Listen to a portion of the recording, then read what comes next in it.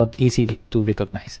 Like for instance, the ID is not the GUID that we were expecting, and the created date is a bit hard to read. The other elements are there, so potion, description, and price.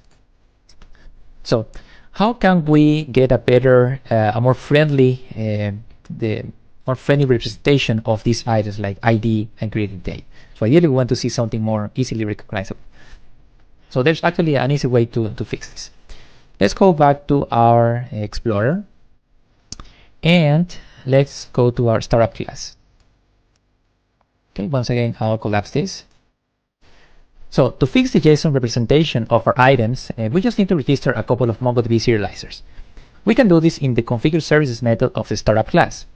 We will talk more about the role of startup in ASP.NET Core Apps in next lesson, but for now, let's just think of configure services as the place where we register services that can be used across the entire application.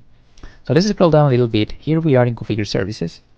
And what I'm going to do is just expand this a bit, and I'm going to add JSON serializer.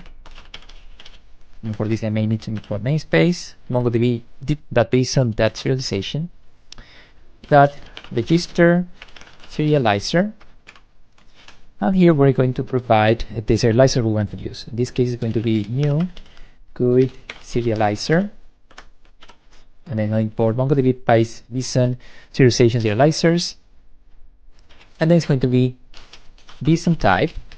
And I'll import one more namespace, that string. Okay, so that means that anytime we store any document into MongoDB with a GUID type, it will be stored actually as a string, as opposed to the representation that we were looking at a moment ago. And we're going to do pretty much the same thing for our datetime offset. So in this case, we're going to say, so instead of GUID serializer, we'll use datetime offset serializer. And then this line now says that anytime we store any document with a datetime offset property, it should be stored, that property should be stored as a string.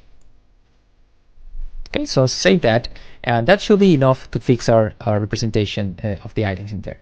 However, to not mix things, what I'll do now is I'll actually delete our existing database so that we can recreate it with the proper serialization type. So I'll close this here, and I'll go back to our MongoDB extension, and I'll right click in the catalog database. I'll say drop database. I'll type the name, enter, and if we refresh this, there should be no database available anymore.